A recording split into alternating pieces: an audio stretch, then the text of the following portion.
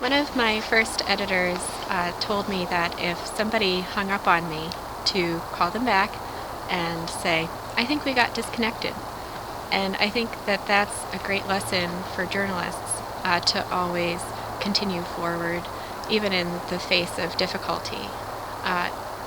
This is something that I encountered a lot during our county law enforcement series, specifically writing about sheriffs who don't have the same level of oversight as nearly every other licensed professional. And so my job was to reach out to a lot of people who were hesitant to speak because it would put them at risk. And so when people didn't speak to me, I tried other ways of reaching them.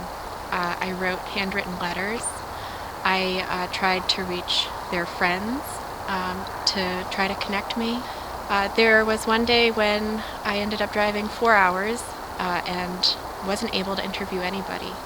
But in the end, that perseverance is what allows us as journalists to eventually get the interviews we need and the information that we need in order to put together really compelling stories that change the way people think about their institutions.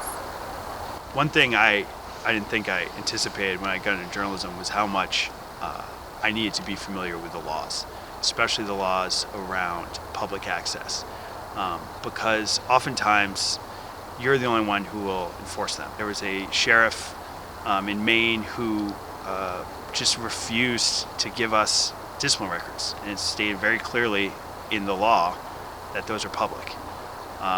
So after back and forth with them and multiple FOA requests, we eventually got him, but it was being confident in the law and asking law enforcement to follow the law that got us those records. So sometimes it's not just about writing a story.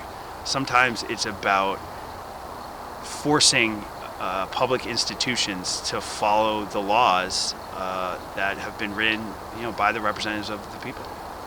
About a year ago, I called up the former director of the Maine Criminal Justice Academy, and I had a simple question for him, which was, how come you guys can't punish the badges or take away the badges of cops who sexually harass one another? And he kind of responded like, why are you asking that? And, well, we're not allowed to. It's not in the law. And also, sexual harassment is kind of subjective, so, we kind of leave that to individual chiefs to hire or fire people on that issue. And I kind of thought, all right, well, that was an answer, but that doesn't really sit well with me. And by that point, I'd already known police officers who had been sexually harassed by their colleagues, and it had really affected them. It had affected their careers, it affected their emotions, and I thought, we can do better than this. And I think that it is really important as a journalist to pay attention to how things work and to question, are they working well? Who are they not working for? Could we do better?